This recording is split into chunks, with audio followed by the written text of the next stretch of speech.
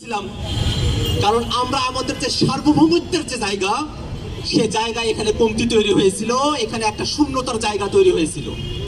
আমরা স্পষ্ট করে বলতে চাই, সার্বভৌমত্বের প্রশ্নে এক বিন্দু কোনো ছাড় নেই।